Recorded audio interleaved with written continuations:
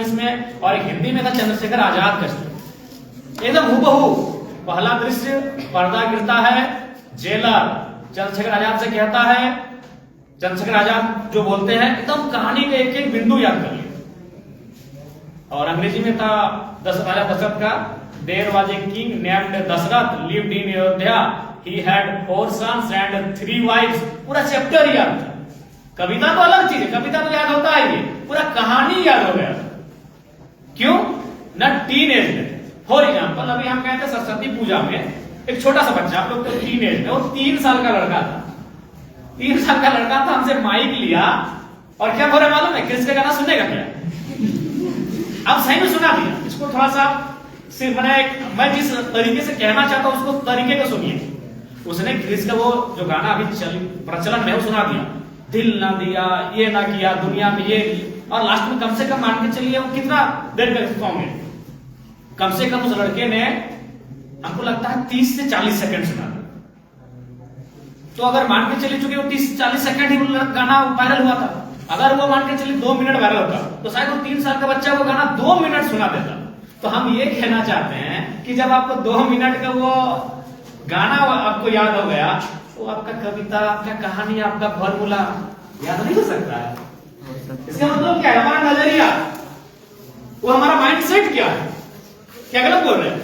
अभी अगर प्यारे बच्चों आपको हम पूछे हैं, अभी कोई सीरियल जो आप देखते हैं, ऐसा तो नहीं कि आप लोग नहीं देखते हैं, कुछ तो देखते हैं मोबाइल में, कोई एक चीज आपको पसंद होगा, चाहे कोई सीरियल हो, कोई रामायण हो, कोई महाभारत हो, या कोई भी देखते हैं कि नहीं? कोई मूवी देखते हैं? अच्छा, हाल फिलहाल कौन सा मूवी देखे? शर्माइए नहीं, हाल फिल्म सब कौन सा फिल्म देखा? पुष्पा 2 देखा है? उसमें अगर हम तुमको पूछे स्टोरी तो बता दोगे कि नदी में लेके वो गाड़ी लेके भागा, फिर डीएसपी ऐसे आया, फिर गोली ऐसे मारा, फिर ऐसे उड़ गया, तो ऐसे करके तुम एक्सप्लेन कर पाओगे कि नहीं? हाँ कि ना? आराम से कर लोगे। तो हमारा वही नजरिया है कि एक कहानी जो 3 घंटा का है, उसको अगर हम बताने जाए, टेल कर रहे हैं, तो हमको लगता है कि आप पूरा कहानी को सुना दे रहे हो, तो आपका पैराग्राफ क्या नहीं याद होगा।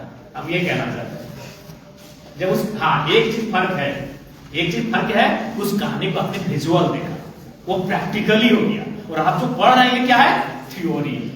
प्रैक्टिकली और थ्योरेटिकली में थोड़ा सा अंतर है कि उसको हम देख रहे हैं, वो कोई बोल रहा है, वो सीन हो रहा है, उसमें मतलब एक्शन हो रहे हैं, और हमारा क्या किताब है। एक चीज है अंतर, बस यही अंतर है कि वो विजुअली हो रहा है और हम जो पढ़ रहे हैं ये थ्योरी। थोड़ा सा अंतर है। हाँ, इस चीज को हम लोग मानेंगे कि वो विजुअल है, फिल्म में जो चीज है वो विजुअल है, प्रैक्टिकल कर सकते हैं, और जो हम किताबों में वो क्या है? थ्योरी।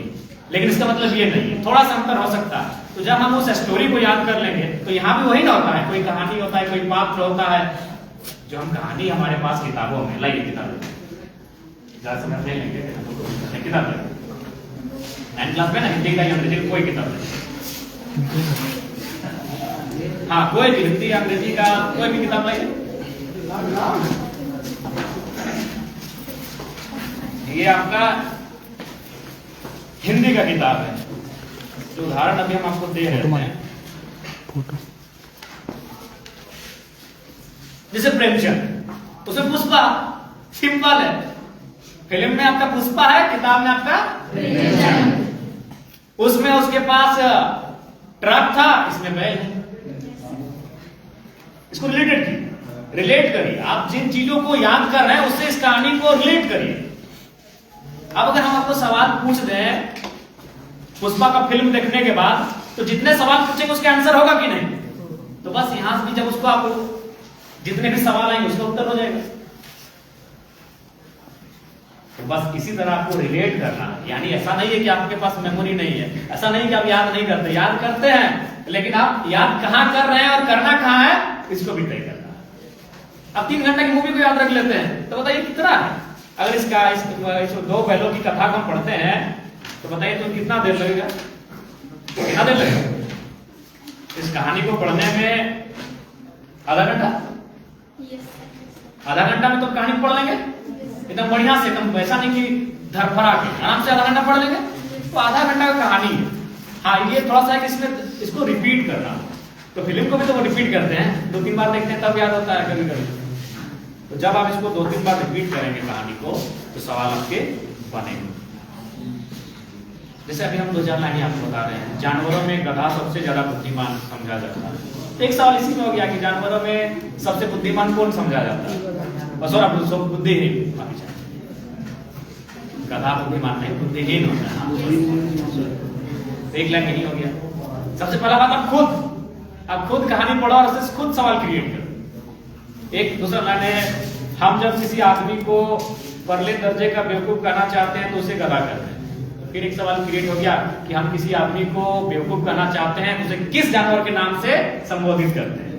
गधा से करते हैं। तो आप खुद एक एक लाइन में आंसर ढूंढो, एक एक पंक्ति में आप आंसर ढूंढो और अपने माइंड की क्रिएटिविटी को बढ़ाओ, इसके लेवल पे, इसके स्तर को बढ़ाओ।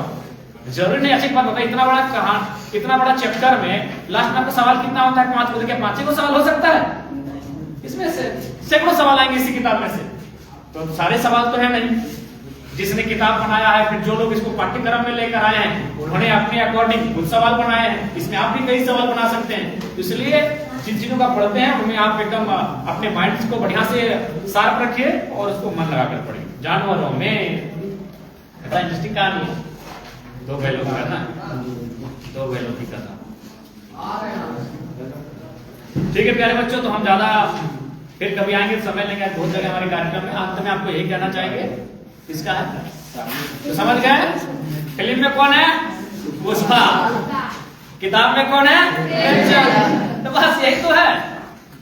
हाँ, तो फिर उसके बाद से वो मैथ और साइंस के जो फॉर्मूले होंगे वो डिफर।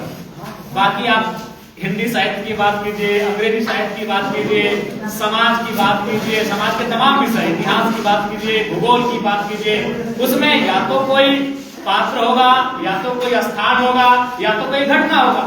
यही तो है। या तो पात्र होगा, पात्र यानी प्रेमचंद, घटना यानी कोई इंसिडेंट होगा, और या फिर कोई स्थान होगा। ये सारी चीजें होंगी, ज्यादा कुछ एक्स्ट्रा नहीं होगा। बस मैथ और विज्ञान ऐसे सब्जेक्ट हैं जिनमें कुछ फॉर्मूला होंगे और आपने कुछ अंग्रेजी और हिंदी में जिसको आप लोग व्याकरण का भाग कहते हैं, उसमें थोड़ा सा व्याकरण और एक आपका हो गया वाक्य, सेंटेंस, ग्रामर और सेंटेंस, उसमें थोड़ा सा आपको अलग रूप से देखना है, अलग वे में देखना है। बाकी जितने भी सब्जेक्ट्स हैं वो उसको आप अपने जो भी दिनचर्या का जीवन है उससे रिलेट करेंगे, उन कहानियों से रिलेट करेंगे, उन किरदारों से रिलेट करेंगे, उन घटनाओं से रिलेट करेंगे और आराम से उन चीजों को हम लोग बेहतर करेंगे। ठीक है, तो उम्मीद करते हैं कि आप लोग अब अपने आप से प्रॉमिस करेंगे और ये प्रॉमिस आपका ये होगा कि आप लोग आज बेहतर करेंगे। बेहतर इसलिए करेंगे कि इस बैग में केवल आपकी किताबों का वजन नहीं है, आपके माता पिता के उन अधूरे सपनों का भी वजन है। इस बात को याद रखिएगा। ठीक है, हमारी ओर से आपको ढेर शुक्रिया।